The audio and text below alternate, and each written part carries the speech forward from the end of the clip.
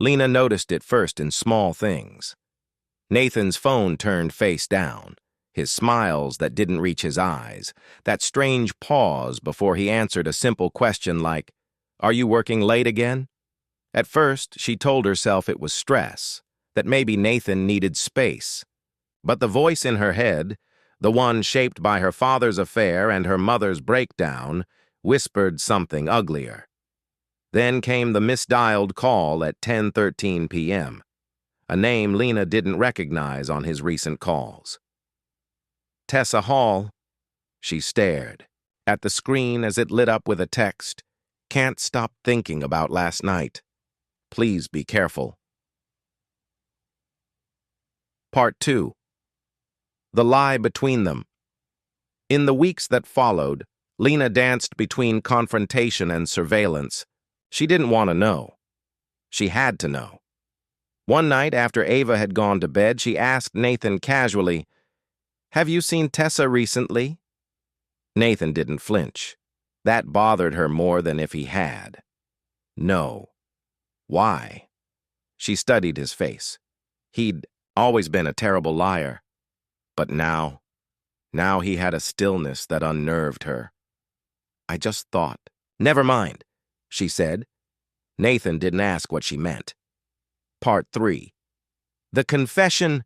It was Tessa who broke first. A voicemail left by mistake. "Tessa, it's me.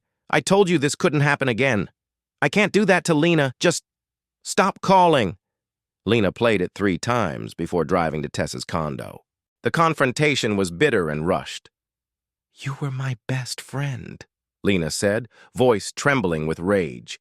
"You knew everything, my fears, my past, and you still—" Tessa, pale and tearful, whispered, "It was one night. He thought you didn't care anymore. I didn't mean for it to happen." "One night doesn't send texts at 10 p.m., Lena said. "One night doesn't feel like this." Part A4. The investigation. When Ava's bike was stolen, Lena filed a police report almost absent-mindedly. A week later, Detective Owens called back. Not about the bike, but about Nathan. "A fraud case at your husband's school. Somebody's been funneling scholarship funds. His name came up." Lena's breath caught. That's not possible. But then she thought of the recent money Nathan had quietly transferred from their savings. He'd said it was for a writing retreat. When she confronted him, Nathan looked more tired than guilty. "I didn't steal anything," he said. "But I didn't report what I knew either." "Why?" His voice cracked. "Because I thought, if I said something, it would all fall apart." Lena didn't answer. She thought it already had. Part 5. What remains. For weeks, Lena and Nathan lived in limbo. He slept in the guest room. They spoke only when Ava was in the room. Silence thickened between them like fog, but one night, Nathan handed her a letter. "I don't expect forgiveness. I just wanted you to know why." In it, he confessed everything. The affair, his jealousy over her success, the loneliness he never voiced, and how deeply he feared being invisible in her life. "You stopped looking at me," he wrote. "So let someone else see me," Lena cried, not out of sympathy, but because he was right. She had stopped looking, and yet that didn't make his betrayal any less devastating. Part 6. The choice. They went to couples therapy. Once. Nathan cried. Lena didn't. They talked about Ava and how to protect her from the wreckage. One evening, Lena sat across from him at the kitchen table. "I don't hate you," she said. Nathan looked surprised. "I just don't know if I can ever trust you again." He nodded slowly. "I'll wait," he said. "Or I'll leave. Whatever you need." She didn't answer. Instead, she got up and took a walk. Alone. Epilogue. The quiet. Between us, autumn deepened. Ava asked fewer questions. Detective. Owens cleared Nathan of direct involvement but noted his failure to act. Tessa moved away. Lena began working later. She let herself feel the anger, then the grief, then the hollow aftermath. One night, she came home to find Nathan helping Ava with homework. Their laughter sounded like it came from some other life. She watched them from the doorway. A part of her ached to return to that life. Another part warned her not to. The next morning, she found a note on the counter. "If you want me to go, I will. If you want to start over, I'll stay. Either way, I love you." And she folded the note, tucked it in her coat pocket, and took Ava to school. She hadn't made her decision. Not yet. But for the first time in months, the quiet between them felt less like an ending and more like a pause. End. Their conversations remained sparse, careful, like two people living beneath the same roof but separated by miles of broken trust and things unsaid. Still, there was something subtle and fragile, shifting in the quiet. Each morning, Lena placed Nathan's coffee mug beside the machine. She never poured it. She didn't have to. Each night he remembered to take out the trash, even when she said nothing. They were dancing around the crater, not ready to fill it, not yet willing to fall in again. Chapter 2. Ghosts and Gutters 1. Saturday, while organizing boxes in the attic, Lena found the novel Nathan had written during their first year of marriage. The manuscript was yellowed and dog-eared. A story about a man who loses his voice after his wife's death, and how he tries to speak again through letters he never sends. She read half of it in one sitting. And then she cried. When she emerged, Nathan was in the kitchen making lunch for Ava. "I read your book," she said softly. He paused, a hint of guarded hope flickering in his expression. "It's old. It's good." He didn't reply, but his shoulders eased. That night, Lena dreamed of their wedding, except in the dream, they were standing on a frozen lake, and the ice beneath them groaned with every vow. Chapter 3. Tessa's. Final message. A package arrived in the mail addressed to Lena with no return address. Inside was a small handwritten note. "I'm sorry, I don't expect forgiveness, but I do hope you find peace." Alongside it was a necklace Lena had once given Tessa during college, sterling silver with a blue topaz teardrop. Tessa had worn it the night Lena told her she was engaged. Lena stared at it for a long time before closing the box and placing it at the back of her closet. Forgiveness, she decided, wasn't something she owed, but it might be something she'd have to give, for herself, not for Tessa. Chapter 4. The Counselor. They began seeing a new therapist, Melissa Cardoza, blunt, incisive, uninterested in hand-holding. "What are you here for?" she asked in their first session, looking at Nathan. He hesitated. "To fix what I broke." Melissa shook her head. "You're here to understand what you both built that let the cracks form in the first place. Affairs are symptoms, not causes." Lena almost snapped at her, but the words stuck. She hated that it made sense.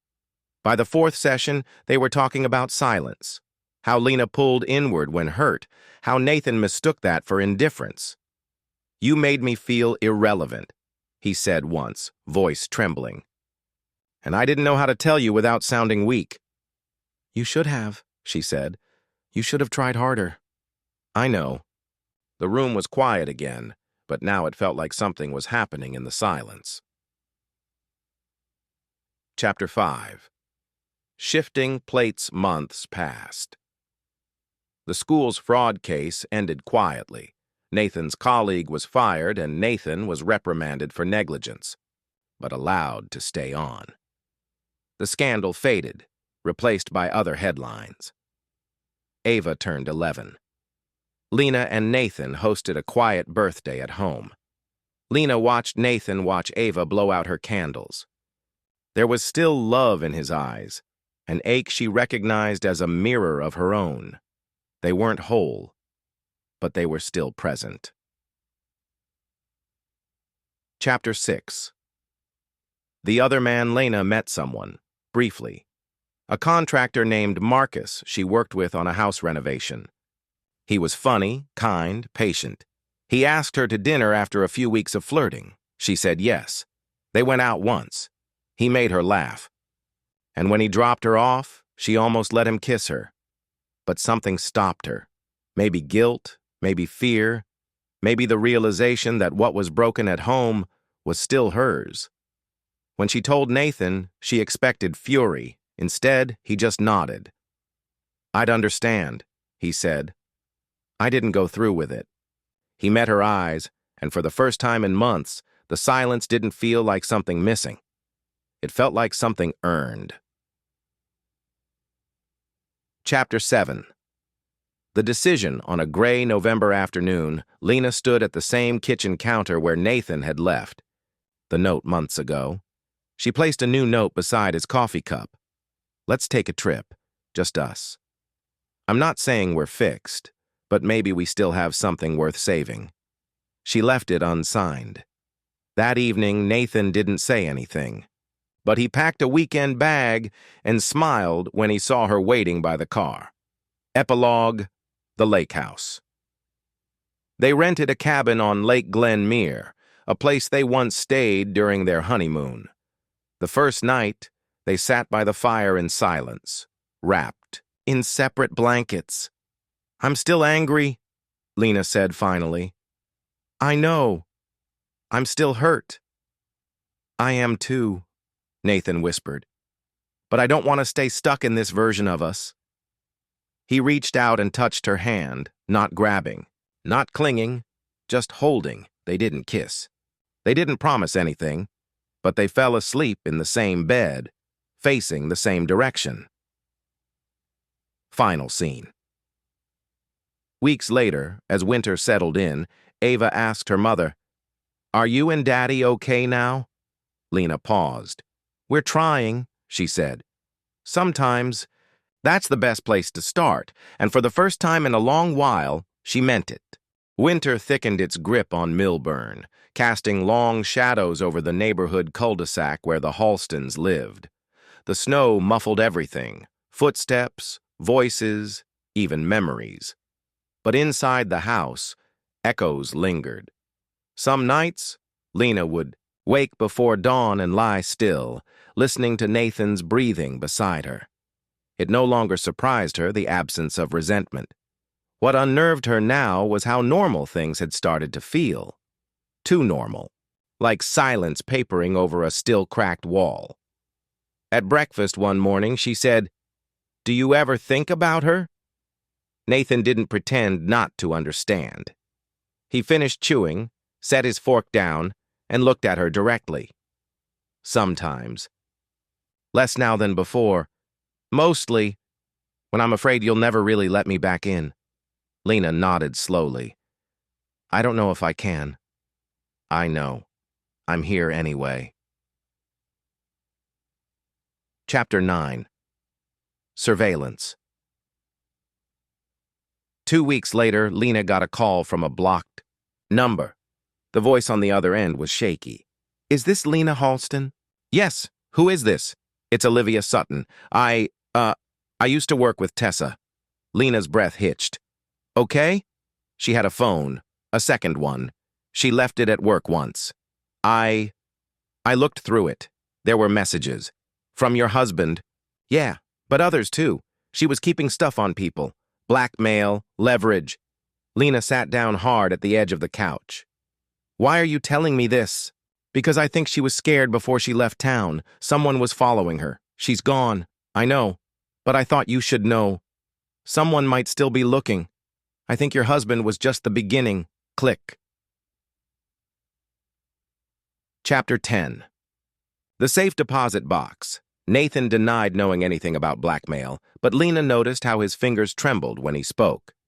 "What aren't you telling me?" she asked. "There were other things," he admitted. "Emails. Tessa. She had dirt on half the faculty. She kept records, insurance." "Did you?" "No, I swear. But I knew what she was doing. I didn't stop it." He stared down at his hands. She made me feel like I was still relevant, still sharp. I didn't see how deep in I was until it was too late. Lena didn't scream, didn't cry. Instead, she said quietly, "I want to see everything." They went to a safe deposit box Nathan had opened under a dummy name. He'd been too afraid to destroy what might protect him. Inside were USBs, notes, screenshots, names, secrets, and a video file labeled, "For Nathan, just in case." Chapter 11. The video. They watched it together. Tessa appeared, disheveled, eyes rimmed red. The date stamp was from the day before she vanished. "If you're watching this, then I probably went too far," she began. "Nathan, I loved you. Not the way you wanted maybe, but I did. I'm sorry for what I dragged you into.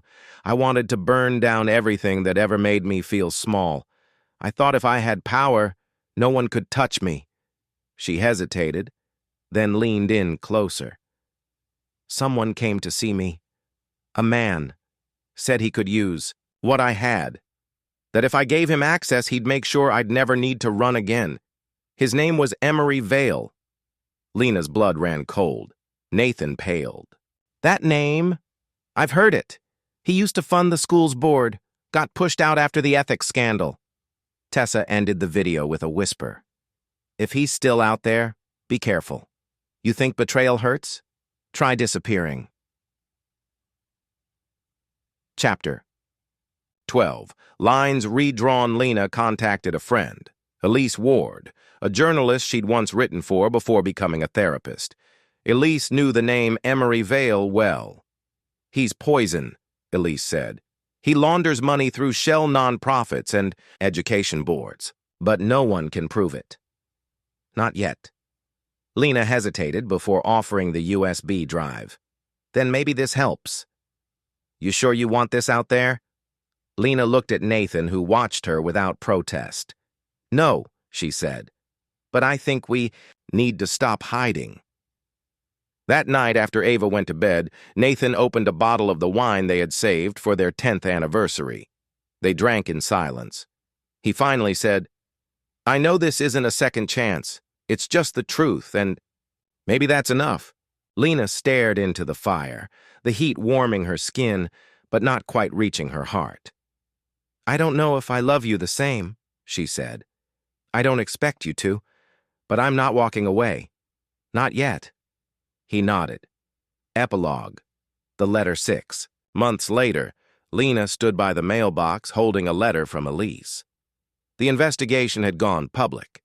Emery Vale was under scrutiny. The story hadn't named Lena or Nathan directly, but their fingerprints were all over it. Nathan was cleared by the university but chose to step down. He started writing again. Lena returned to part-time therapy work. She found herself drawn more to clients dealing with betrayal, trust, and survival. One afternoon, Ava asked, "Are you and Dad happy now?" Lena paused. "We're honest," she said. "That's a start." Final line. In the end, forgiveness wasn't a clean line or a single decision. It was 1,000 small moments, some graceful, some messy, threaded between the lies. And love, if it survived at all, was something new, scarred, cautious, but still choosing to stay. End of part 3. Ava Halston was 12 when the first reporter showed up at her school. She didn't know what whistleblower meant, but she knew it had something to do with her parents. And whatever it meant, it followed her like a stain. Kids whispered. Teachers avoided eye contact. Even the principal had called her in with a soft, rehearsed smile and a pamphlet on navigating public scrutiny. At home, her parents tried to shield her. But Ava had inherited Lena's observational stillness and Nathan's knack for connecting invisible dots. "You lied to me," she said one night, sitting on the edge of their bed. Lena looked up from her book. "About what, honey?" "Everything." Nathan reached for her hand, but she pulled away. "I Googled Tessa," she said. "She's not dead, but she's gone. Like Disappeared, gone. You said she left. You didn't say she tried to destroy you. Lena stood. Ava, no, don't sugarcoat it. Just tell me the truth. Nathan sighed. We didn't want to make you carry it. I already am. Chapter 14. Ghosts. Return Tessa's name resurfaced after a journalist posted an expose online, The Sutton Files, What One Teacher Knew About the Rot in Our Schools. It went viral. Lena and Nathan became local martyrs to some, complicit villains to others, and then, 3 months after the story broke, Nathan received a package in the mail. No return address. Inside, a thumb drive and a single typed line on a post-it. You didn't tell her everything? I will. The footage was grainy, surveillance style. Tessa meeting with a man whose face was partially hidden, but unmistakably Emery Vale. Lena watched it in silence, arms crossed tightly. She made the deal, she murmured. She went through with it. Nathan paced. If this is circulating, now, someone's still cleaning house. He looked at her. We need to go to Elise. But Lena was already dialing. Chapter 15. The reporter and the rabbit hole Elise Ward had gone underground.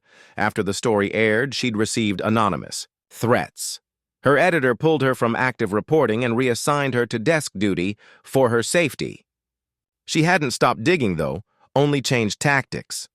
When Lena and Nathan met her at a coffee shop in Jersey City, she handed them a manila envelope under the table. Vale is bleeding, Elise said. Quietly, he's lost 2 board seats. His foundations are under IRS audit, but he's not finished. Your leverage. Nathan frowned. Why us? Because Tessa gave you everything, and that means there's something you haven't released. Lena hesitated. She told Nathan, if anything happened, he should find the red binder. Elise blinked. What red binder? Nathan closed his eyes. It's in the attic. Chapter 16. The red binder dust blanketed everything in the attic. Lena shivered despite the spring air outside, the past heavy in the insulation. Nathan emerged with a plain red binder, worn with peeling edges. Inside, detailed records of board members, offshore accounts, coded correspondence between Vale and political allies, names, numbers, illicit photos, an entire shadow system tethered to Milburn's school budget and broader statewide corruption. At the back, a note in Tessa's careful hand. You thought I was chaos, but I was the ledger. You'll never clean what you don't expose. Chapter 17. Ava's question. They didn't tell Ava everything, but they didn't lie either. There's a part of life, Lena said, where you realize the people you love made terrible choices. Ava, now 13, looked at her. Did you forgive Dad? Lena's eyes flicked toward the window. I forgave myself first. That was harder. And him? I'm trying. He's trying. Ava nodded, lips pressed together. Is that what love is? Trying, even after everything? Lena didn't answer right away. Yes, she said finally. But love doesn't mean pretending it didn't happen. It means seeing the whole person and deciding whether you still want to share a life with them. Ava tilted her head. And you do? Lena smiled faintly. Today, I do. Chapter 18. The deal. They went to Elise again, this time with the binder. You won't come out of this clean, she warned. There's enough in here to implicate half the district, and some will try to blame you for knowing and staying quiet. We'll live with it, Nathan said. But Lena didn't speak. She was looking out the window, because across the street, in the reflection of a parked car, stood a figure watching them, a man in a tailored coat. Emery Vale. Chapter 19. The Open. Ending, they never found Tessa. A rumor floated through the web that she'd surfaced in Prague using a new name. No confirmation, Emery Vale stepped down from his remaining boards and moved his money offshore. A federal inquiry began, but Vale was always a ghost just ahead of the law. Lena and Nathan published a joint op-ed in the Times. When silence costs us everything. They didn't name names, but they didn't hide their complicity either. Public sentiment was mixed. Some saw them as brave, others as late. Ava, now 14, saw them as both. Final scene. Lena stands at the edge of the pier at dusk. The water laps quietly. Nathan approaches, coat pulled tight. "You're quiet," he says. "I'm thinking." "About what?" "Whether peace is possible when you've lived with so much noise." He doesn't answer. She turns to him.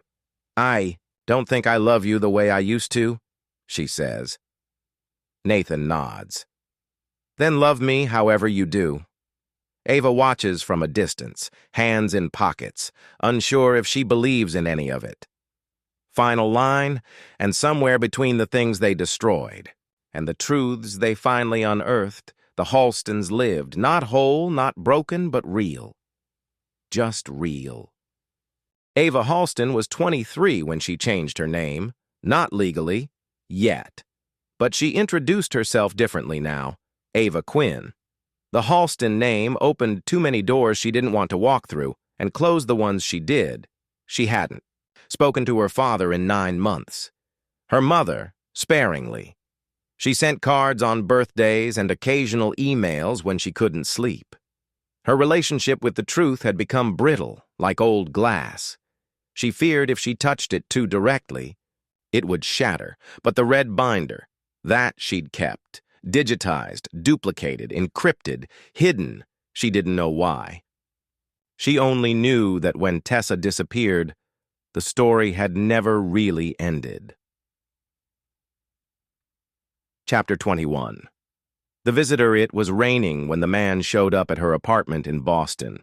He wore a suit too expensive for the weather and a smile too polished for his age. "Miss Quinn," he said, though she never used that name publicly. "My name is Marcus Vale. My uncle was Emery."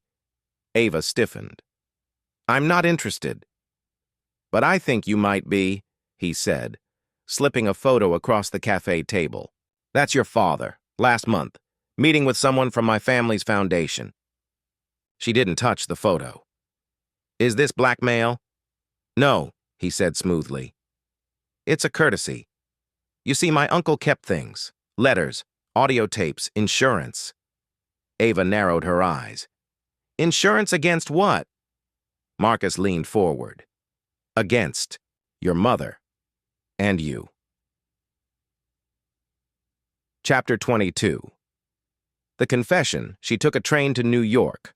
Her father was working part-time now, consulting for nonprofits, speaking at conferences about transparency in education, like a man who'd never tasted betrayal. When she confronted him in his office, he looked older, thinner, but still capable of carefully measured lies. "I was trying to protect you," he said. "That line doesn't work anymore," Ava snapped. "You met with the Vales. After everything, after what they did to Mom, what they tried to do to me." "It wasn't about them," Nathan said softly.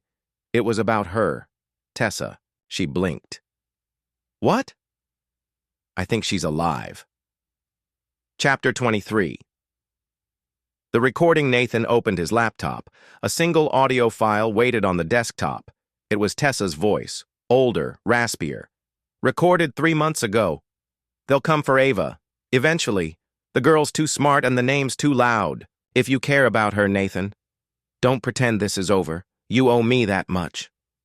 Ava listened twice. The second time, she didn't cry. "She wants you to finish what she started," Nathan said. "No," Ava said. "She wants to use me, like she used you. She doesn't want justice. She wants revenge." Nathan hesitated. Maybe they're the same thing now. Chapter 24. Lena's silence. Lena lived alone now. Quiet neighborhood. no press. A small therapy practice she'd rebuilt slowly, carefully, with no interviews and no headlines. Her relationship with truth had always been clinical. She dissected it the way some people pulled flowers apart, gently, but with intent. When Ava visited, she brought no warning. "I saw Dad," Ava said, sitting on the porch swing. Lena blinked. "Did you forgive him?" "No, but I understand him more than I want to." They watched the rain hit the patio in silence. "I never wanted this for you," Lena said. "I know," Ava said, "but you built it." Chapter 25. Tessa's Ghost 3. Weeks later, Ava received a package. No return address.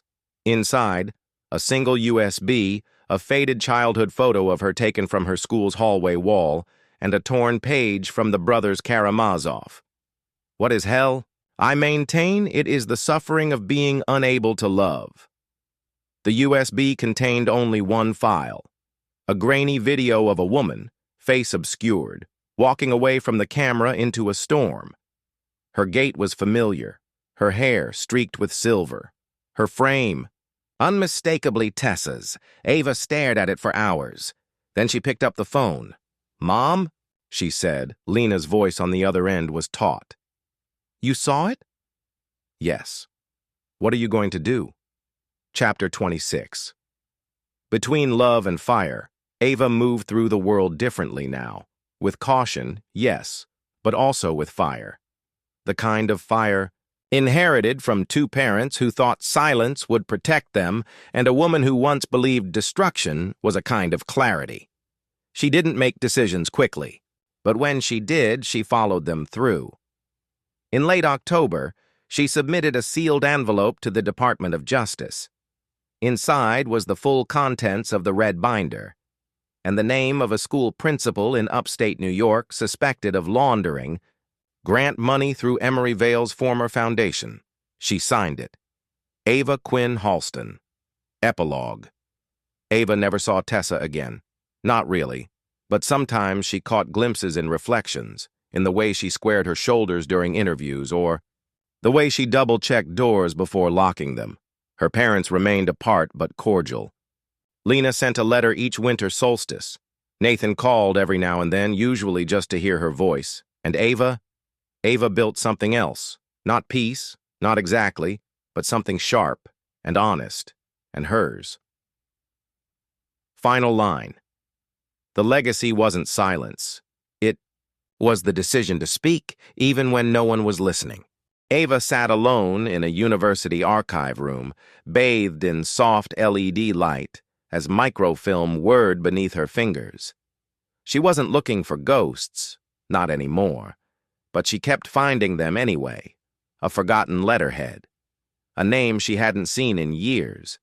Jericho Learning Initiative, a foundation buried in the footnotes of Vale's empire, dissolved in 2011. But the real shock was the signatory on a grant agreement, L. Halston. She called her mother that evening. "You worked for Jericho?" she asked. No accusation, just gravity. Lena went quiet for a long moment. "Only for a few months. I didn't know what they were hiding then." "Did you ever wonder?" Ava asked, voice low. "If that's why Tessa disappeared?" Chapter 28. The apartment break-in. 3 nights later, Ava returned home to find her apartment door slightly ajar. She didn't enter right away. She stood in the hallway, heart thudding, until a neighbor came by and called the police. Nothing was stolen. Not her laptop, not her USBs, but someone had flipped through her printed files and left a message neatly placed on her desk. She made a choice. Don't unmake it. The handwriting was vaguely familiar, slanted, measured. It wasn't her father's. It wasn't her mother's. It wasn't Tessa's. Chapter 29. Elliot Vance Ava dug deeper, following Jericho's financial trail into foreign accounts and shell corporations. One name surfaced again and again in the shadows: Elliot Vance. He'd been Emory Vale's silent partner, a fixer known in political circles for erasing messes too complicated for the courts. officially dead since 2015. But Ava found surveillance footage dated just 5 months ago. A man with his posture, his gait, walking out of a church in Argentina. She forwarded the footage to her father. The reply came 2 minutes later. Don't. Go near Vance, not unless you're ready to disappear like she did. Chapter 30. Lena's past Lena finally confessed over red wine on a cold November evening. I knew Tessa had a backup plan, she said. She kept files I never saw, people she never named. I think she trusted me to be her final defense, not her partner. You think she's alive? Ava said. I think she knew something she couldn't unknow. And you? Ava asked. Why didn't you warn me about Jericho? I thought by staying quiet I was protecting you. Turns out I was protecting me. They sat in silence. Then Lena whispered, If Vance is still alive, he's not finished. He never leaves loose. Ends. Ava nodded. Then maybe it's time I become the end he didn't see coming. Chapter 31. The man in the mirror Ava booked a flight to Buenos Aires. She didn't tell Nathan or Lena. She left her evidence with a journalist she trusted and encrypted her hard drives.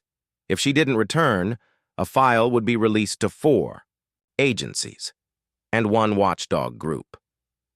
At the hotel, she waited outside the church for 3 days. Then on the 4th day, he appeared, Elliot Vance. He didn't look like a man burdened by ghosts. He looked like someone who'd stopped believing in them. When she followed him to a cafe, he sat across from her before she could speak. I wondered how long it would take you, he said. Where is Tessa? She asked. He smiled.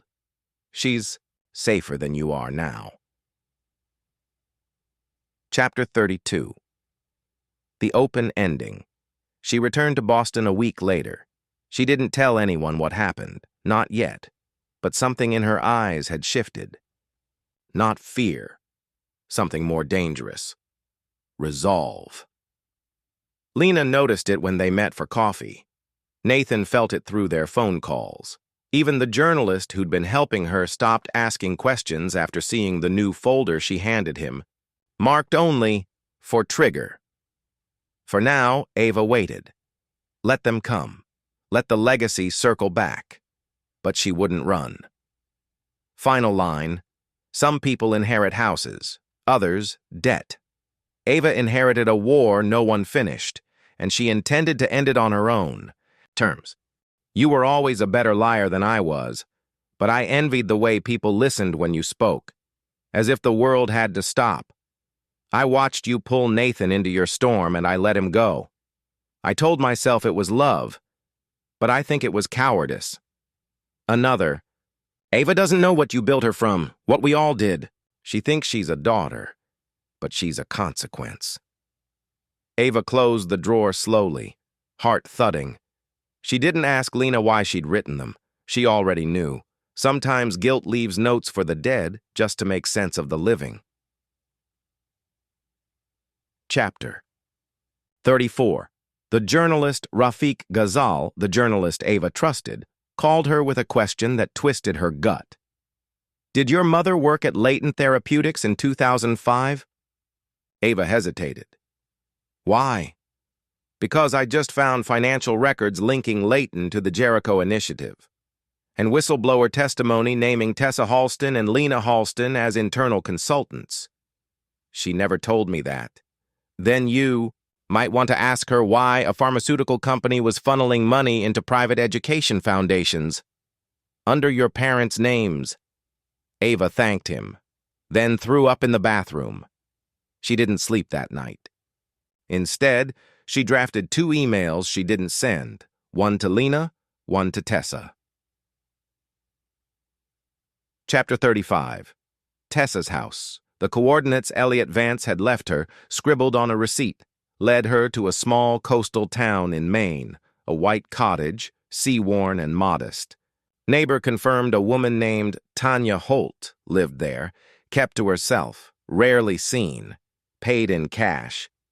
Drove to town once a week, always with sunglasses, always watching the rear view. Ava stood on the porch for a full 5 minutes before knocking. No answer. But she knew someone was behind the door, breathing quietly, watching. "I'm not here to blow anything up," Ava said. "I just want to know if you ever loved us. Me. Or if we were just pawns on your board." The porch creaked behind her. No footsteps, just silence. She left after 10 minutes.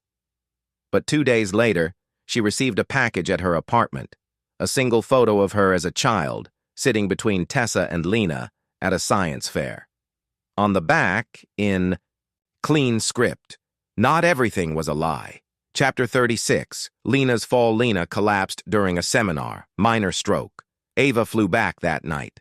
In the hospital, Lena looked smaller, the edge dulled, but her eyes, those were sharp as ever. "You went to her," Lena said. "I did.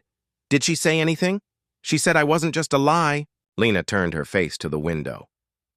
"That's what frightened me most, that she believed it." "You worked for Leighton," Ava said softly. Lena closed her eyes. "I didn't know the full scope. I was part of the clinical ethics board, yes. I thought we were approving curriculum testing in partnership with Jericho." "You thought you were saving lives," Ava said flatly. "I thought I was saving her." A pause. Then Lena whispered, "And in doing so, I lost both of you." Chapter 37, Nathan's Journal Weeks. Later, Ava received a small leather notebook in the mail. No note, just her name on the envelope. Inside, her father's handwriting.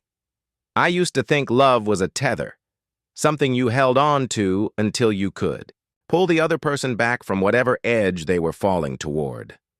But sometimes it's the edge that teaches you who you really are. I loved Tessa like gravity. I loved Lena like silence. I never quite learned how to love you without hurting someone. But I want to try." The last page had only one line.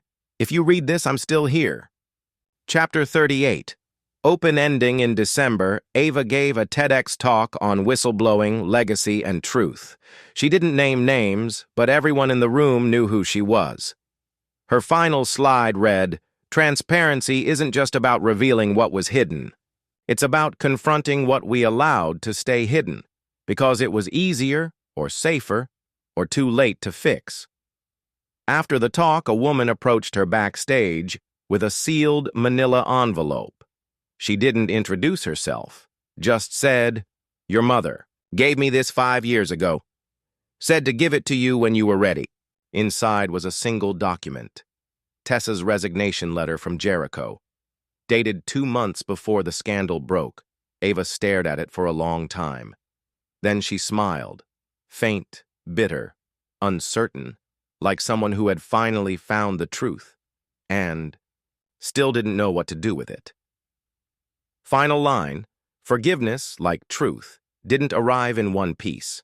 It came in fragments, postmarked, encrypted, whispered, and it was up to Ava to assemble it or walk away from the puzzle entirely. The gallery was tucked into a quiet corner of Berlin's Kreuzberg district, sparse, unassuming, the kind of place you wandered into on accident, then stayed in for hours.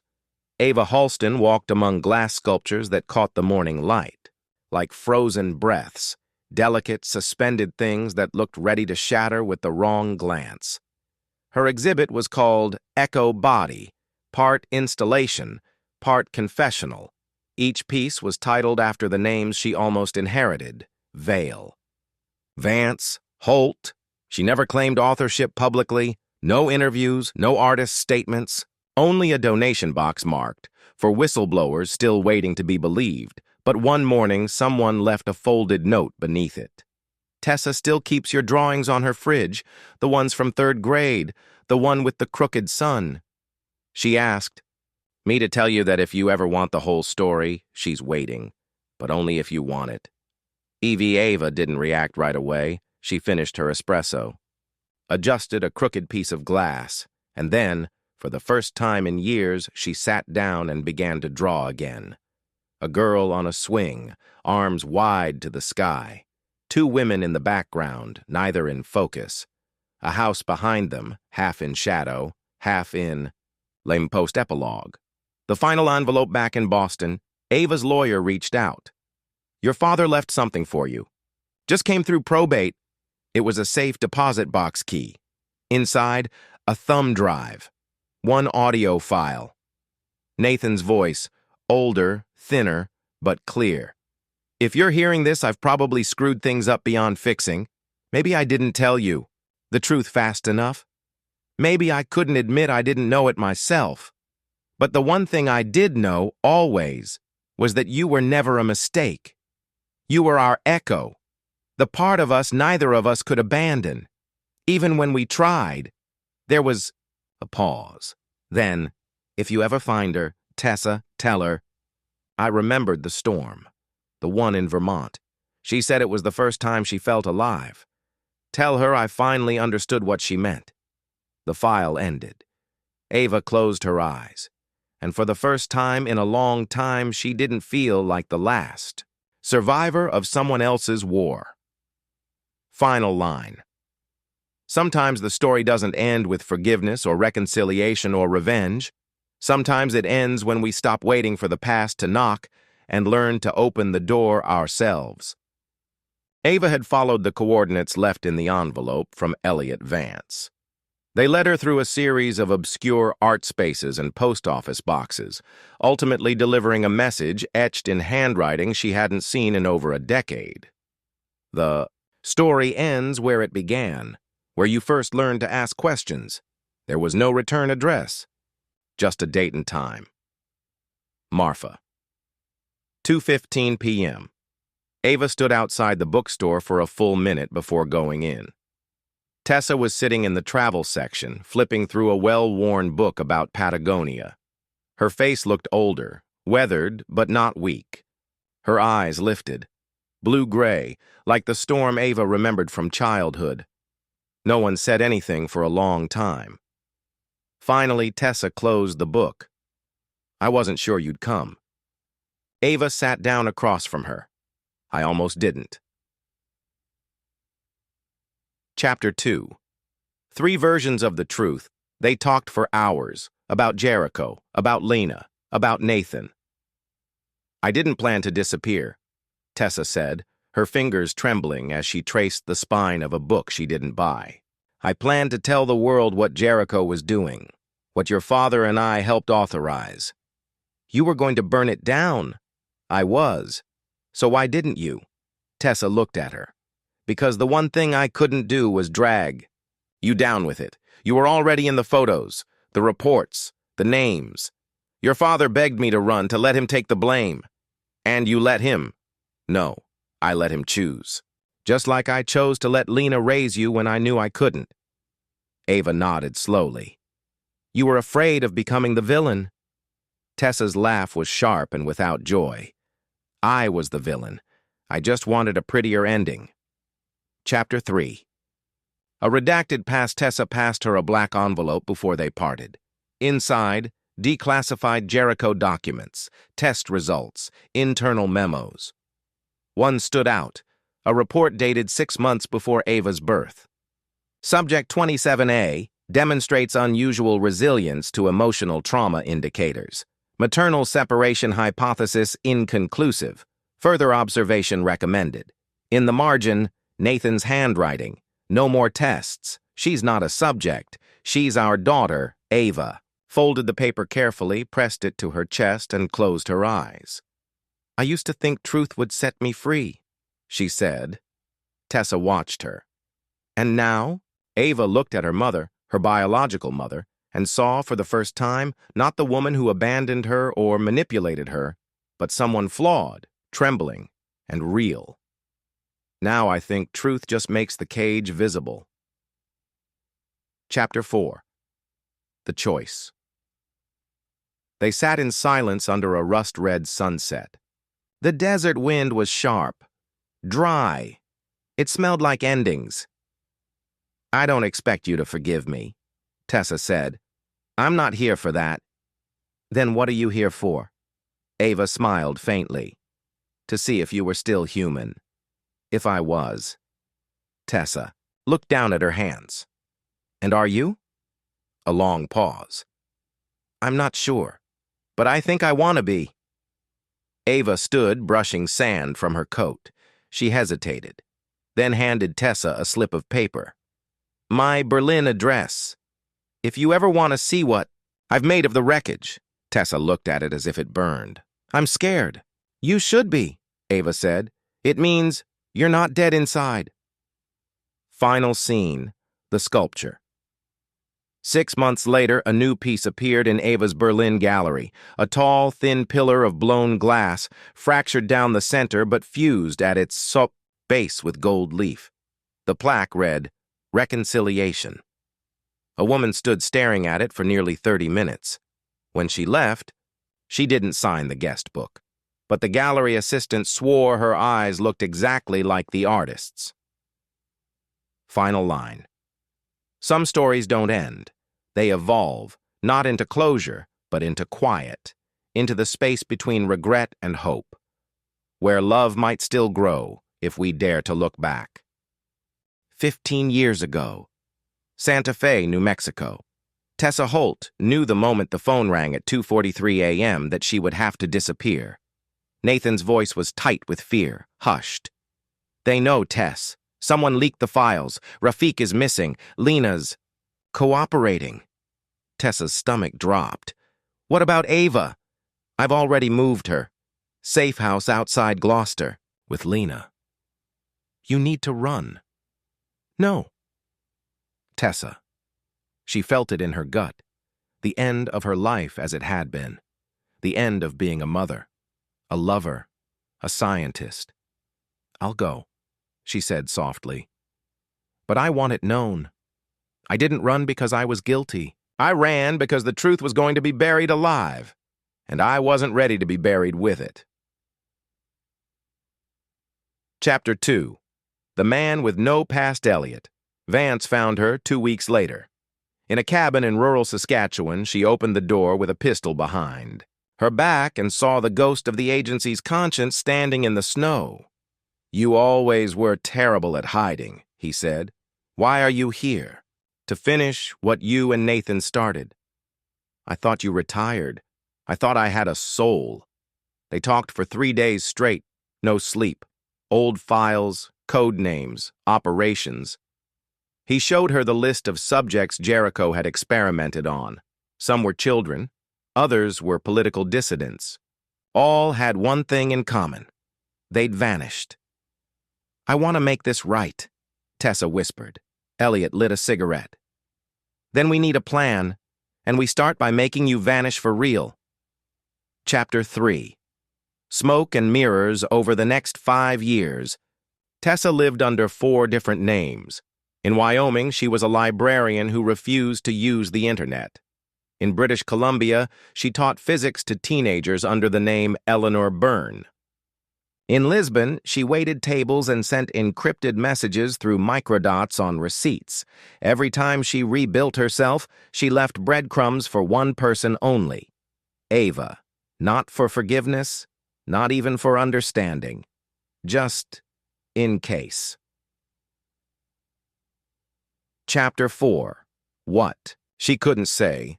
She recorded dozens of letters, but deleted most. One survived. Ava. When you were 6, you asked why people lie. I told you it's because they're afraid of what would happen if they told the truth. You asked, then doesn't that mean truth is scarier than lies? And I said, yes, but it's also the only thing worth surviving for. I am still trying to survive it. You were not born into honesty, Ava. You were born into damage, but not because of you, because of us. I wish I had been strong enough to raise you in the light. I wasn't. But I see now. You grew into it on your own. I am so damn proud of the woman you became. She mailed it. No return address, no signature, but Ava had already recognized her handwriting in the curves of every letter. Chapter 5. Legacy Files. Tessa met Rafik Ghazal in a safe house in Istanbul 2 years before Ava found her in Marfa. He was thinner, missing 2 fingers, but alive. They burned the last remaining hard drives of Project Jericho that day. Not to hide it, those files had already been leaked to major journalists and watchdogs. But to ensure no one else could replicate what they did. You know they'll try again, Rafiq warned. Yes, Tessa said, watching the smoke rise. But next time, maybe the people standing in their way will already know what's possible. Chapter 6. Ava's Gift. When Ava left her that day in Marfa, Tessa expected it would be goodbye. But 6 months later, a package arrived. Inside, a sculpture. Small, glass fused with iron, the cracks filled with copper leaf. No note, just a single word carved. Into the base, begin. Tessa placed it on her nightstand. Every morning she touched it. Every evening she wrote another letter, some for Ava, others for the people she failed, and she told herself, maybe for the first time in her life, that she hadn't reached the end of her story, just a different chapter. Final scene. The Callet. Was late when her burner phone rang, Elliot's voice, rough as ever. Jericho has a daughter. Tessa froze. What? The original director. He died last year, but he left her everything, including files we missed. What does she want? She's asking questions, loud ones, dangerous ones. Silence. Then, should I stop her? Tessa closed her eyes. No, let her come. Final line. Truth doesn't end wars. It just passes the match to the next hand. And some hands are braver than others. Tessa and Alina barely exchanged words after the phone call. The message was clear. They couldn't afford to wait for rescue. The enemy had them cornered, and there was no place left to hide. Not anymore. They moved quickly, heading for a safe house that Tessa had kept under wraps for years. A small, inconspicuous building hidden deep in the woods, far from the reach of the men who had been sent after them. She'd learned long ago that when the world was trying to swallow you whole, you adapted or you disappeared. But as Tessa drove, her mind kept returning to the conversation she had with Alina earlier. I won't run anymore. Tessa had always thought of herself as a survivor, a woman who had outwitted her demons more times than she could count. Yet Alina's resolve had shaken something deep inside her. Was it too late to truly be free? Chapter 2. Ghosts in the woods. The safe house wasn't much, but it was enough to give them a few days, maybe a week, if they were lucky. Once they arrived, Tessa made sure all the windows were covered and the locks were secure before sitting down with Alina at the small kitchen table. A map sprawled across the surface, marked with locations, notes, and contacts who could still be trusted. Or so Tessa hoped. We need to go to the source, Tessa said, tracing a line across the map. There's one person left who has answers, Rafiq. He knows the full scope of Jericho, what it's become. If anyone can help us navigate this, it's him. Alina nodded, her eyes distant. Rafiq's not going to be easy to find. If he hasn't already disappeared, he's probably watching us. We'll take that risk, Tessa replied. We don't have much time before they catch on to where we are. Alina leaned back in her chair, tapping her fingers on the table. And if he can't help us? Tessa's gaze hardened. Then we'll do it on our own. Chapter 3. The Hunt begins by. The time night fell, they had gathered everything they needed, enough food, water, and a car, to get them to the last known location of Rafiq Ghazal. Alina's resolve had only hardened, but she couldn't shake the nagging thought that she was walking into a trap. Her father's involvement with Jericho had been a world she had never known, and now she was being dragged into it, partly by choice, but also because it was clear that there were people who would stop at nothing to keep it buried. Tessa could see the fear in her eyes, the fear that mirrored her own when she first learned of Jericho's true nature. She knew Alina wasn't just afraid for herself. She was afraid for the future of her family, the future of her own legacy. But Tessa had made her choice. There was no going back. The car's headlights cut through the darkness as they wound their way down the narrow road, the engine's hum the only sound breaking the stillness. The road felt endless, as though the world had closed off around them. But as they neared their destination, Alina's pulse quickened. A small cabin in the distance, a light flickered inside. "Is this it?" Alina asked, her voice low. Tessa nodded. "We'll know soon enough." Chapter 4. A Friend, a Stranger. Rafik Ghazal stood at the door of the cabin when they arrived, a man older than Alina had expected, with the kind of weariness that could only come from a life lived in secrecy. He was once the man who had helped to build Jericho, and now he was one of the few who knew the truth. "What the hell are you doing here?" he asked, his eyes scanning their faces, sizing them up. "We need your help," Tessa said, stepping forward. "We're running out of time." Rafik's gaze lingered on Alina, his eyes narrowing. "You're her daughter, aren't you?" Alina didn't answer immediately, only nodding slowly. "I didn't know about you," Rafik muttered, more to himself than to her. "It's just like your father, always keeping things buried." "You knew my father?" Alina asked, her voice thick with disbelief. Rafik hesitated, then motioned for them to come inside. "I knew him more than I wanted to. He built Jericho, but he wasn't its architect. You have to understand that what you're digging into is far bigger than any one person." Tessa exchanged a glance with Alina. "We know, but we need to know everything. About Jericho, about who's still out there, and what happens next." Rafik took a deep breath. "What happens next is up to you. There's no going back once you know everything." Chapter 5. The Heart of Darkness Inside. The cabin, Rafik unfolded a series of documents on the table, his fingers tracing over the faded ink.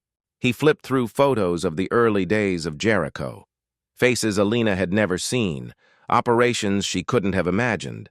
But it wasn't the pictures that caught her attention.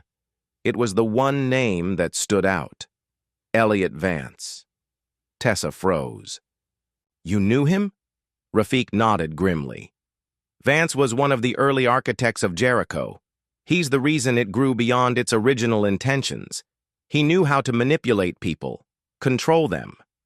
Your father never trusted him, but they needed each other. Vance was the mastermind behind the darker parts of the program. And now he's still out there, trying to finish what Jericho started." Alina's stomach twisted. The man who had orchestrated her father's fall, who had caused so much pain, was still alive. "And if we stop him?" Alina asked. Rafik's eyes locked with hers, the gravity of his answer hanging in the air. "You won't just be stopping him. You'll be fighting an entire network of people who would rather see you dead than let this truth come to light." Tessa's jaw clenched. "Then we'll burn it all down." Chapter 6. The reckoning. As dawn approached, Alina and Tessa made their plans to track down Elliot Vance, the man who had destroyed everything. The weight of the task ahead pressed down on them, but there was no turning back. They weren't just fighting for their own survival anymore. They were fighting for the truth, for the legacy of the people who had been lost in the wake of Jericho's corruption. But even as they prepared to confront Vance, something in Alina's heart told her that this would be the final chapter in a story that had already consumed too many lives. The question now wasn't whether they could stop him. It was whether they could survive the truth. Final scene. The crossroads. As they drove into the uncertain future, the weight of the decision pressed down on them. They could either choose to end it all or face the possibility that the truth would destroy everything they held dear. But in that moment, as they drove towards the unknown, one thing became clear. There was no escaping the past. Final line. In the silence between them, they understood. Some battles aren't fought for victory, they're fought for survival. The road stretched endlessly before them as the car's headlights carved a narrow path through the dark. The tension inside the vehicle was palpable, neither Tessa nor Alina speaking as the weight of their shared purpose pressed in around them. The silence wasn't just the absence of sound. It was the silence of two people who knew too much, who had seen too much, and who were about to confront the one person who could unravel everything. Alina's fingers tightened on the map, the edges crinkling under her grip. Rafiq's warning echoed in her mind. There's no going back once you know everything. Her father's legacy, the lies, the corruption, it all led to this moment. And yet, she wasn't sure if it was the truth she feared most or the consequences of facing it. Tessa glanced at her. You're thinking about it again. Alina exhaled sharply. I don't know if I can do this. You don't have a choice, Tessa said quietly, but there was no malice in her tone, only the truth. We're already in it. You know that. No one walks away from Jericho untouched. Not now.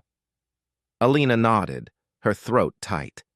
I know, but that doesn't mean I'm ready to kill someone, not even him.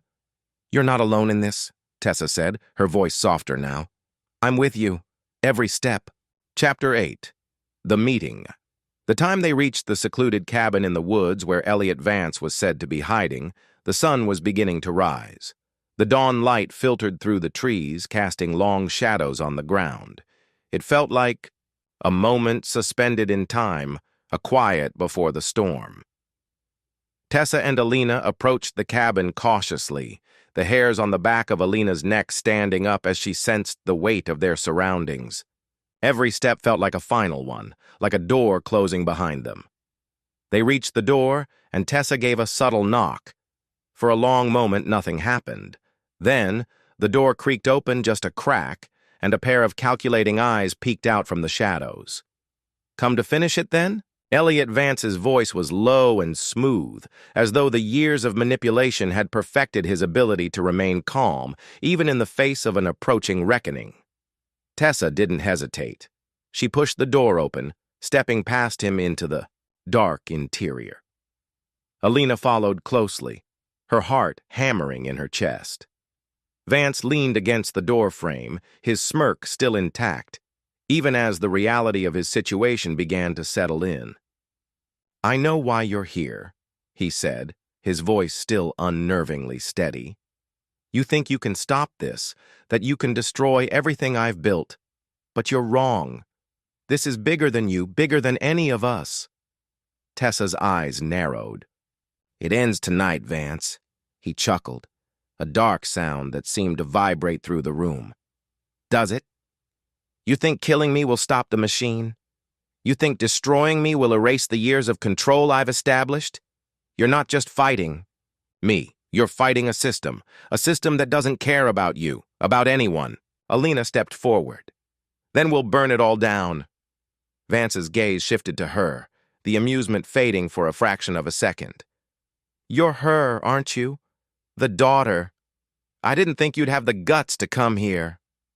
Alina's hands shook, but her voice was steady. You destroyed my father. You took everything. And now you're going to pay for it. The silence that followed felt suffocating. The air was thick with tension, the weight of unspoken threats hanging heavily in the space between them. Tessa stepped between Alina and Vance, her gaze never leaving his. It's over. All of it. Vance laughed again, but this time it was cold. You think you're so different, so pure? You're as much a part of this system as I am, maybe more. You don't even realize the depths of the game you've been playing. Tessa's patience snapped. We don't need to listen to you anymore.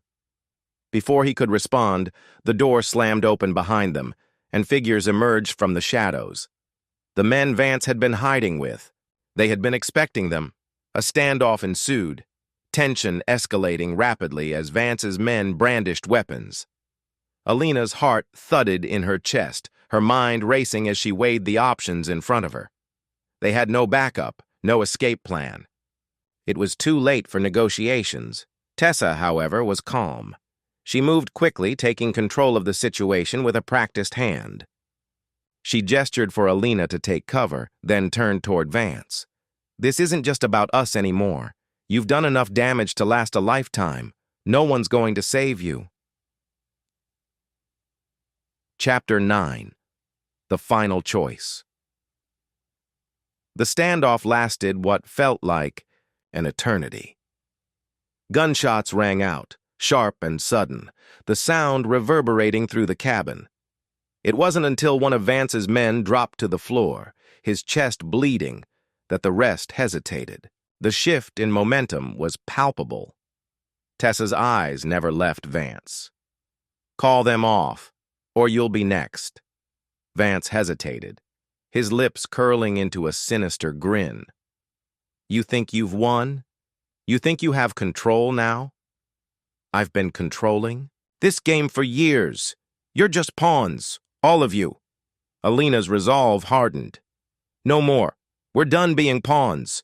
With the pressure mounting, Tessa and Alina managed to disarm the remaining men, the fight a blur of quick movements and adrenaline. By the time the last of Vance's allies lay on the ground, the two women were standing face to face with him, the room silent but for their heavy breaths. "You've lost," Tessa said, her voice unwavering. "The people you've been protecting aren't coming. Jericho's finished. And you?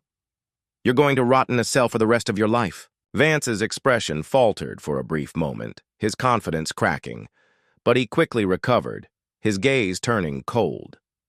"You think you can erase everything I've built? You're wrong. It's never truly over." Chapter 10. The Aftermath. The sun dipped below the horizon. Tessa and Alina stood outside the cabin, the weight of their actions settling over them. The men they had fought against were either dead or captured, and Vance was bound for whatever justice awaited him. But in that moment, neither of them felt victorious. They had won the battle, yes, but the war inside them, the battle between the past and the future, was far from over. Alina glanced at Tessa. "Is it over?" Tessa's expression was unreadable. "I don't know, but we've made it this far. That has to count for something." Alina nodded, but the uncertainty still lingered. "What happens now?" Tessa didn't have an answer. The world they had known was gone, and with it, their old lives. What would remain was still unclear, a life built from the ashes of Jericho's ruins. But in that silence, they knew one thing for sure. Whatever came next, they would face it together. And for the first time in a long while, Alina felt the faint stirrings of hope. End of the series.